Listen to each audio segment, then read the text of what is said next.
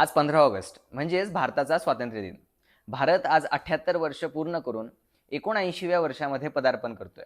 आणि आज माझ्या समोर आहे 15 ऑगस्ट 1947चं इंग्रजी वृत्तपत्र. म्हणजे त्या दिवसाचं वृत्तपत्र ज्या दिवशी भारत स्वातंत्र्य झाला होता.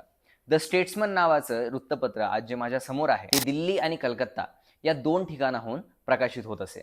या वृत्तपत्राचं पहिलं पान जर तुम्ही बघितलं तर ते अत्यंत रंजक आहे. त्याचा पहिलीच हेडलाईन अशी आहे की टू डॉमिनियन्स आर बॉर्न. दोन देशांची निर्मिती झालेली आहे आणि जगातल्या 1/5 जी ह्युमन रेस आहे त्यांना स्वातंत्र्य मिळालंय.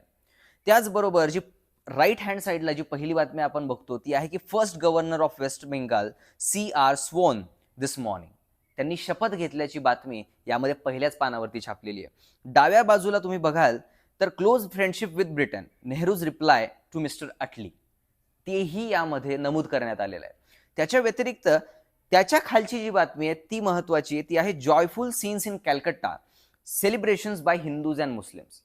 म्हणजे जरी दोन देशांची निर्मिती झाली असली तरी सुद्धा हिंदू आणि मुस्लिम या दोनही कम्युनिटीज कडून याचं सेलिब्रेशन जे आहे ते केलेलं आहे असं या पानाच्या मध्यभागी छापलेल्या बातमीवरून आपल्याला दिसतं. त्याच्या खालच्या बाजूला तुम्ही आलात तर तिथं first cabinet of India begins to function. म्हणजे भारताचं पहिलं मंत्रिमंडळ हे सेटअप झालेलं आहे आणि त्यात जवळजवळ 14 लोकांनी शपथ घेतल्या आहेत, ज्याचे प्रमुख पंडित जवाहरलाल नेहरू होते.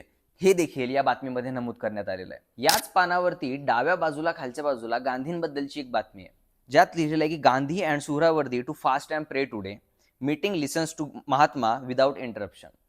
15 ऑगस्ट 1947च्या वृत्तपत्रामध्ये मथळ्यातच आपल्याला गांधींना महात्मा म्हणून संबोधलेलं या ठिकाणी प्रकर्षाने बघायला मिळतं. इथं वाचत असताना मला एक महत्वाची बातमी बघायला मिळते. ती आहे ग्लोरियस अँड मॉन्युमेंटल अचीवमेंट अशा मथळ्याखाली Chiang Kaishek's message of congratulations to Nehru. आता हे चियांग कायशेक्स म्हणजे कोण? तर ते आहे रिपब्लिक ऑफ चायनाचे प्रेसिडेंट.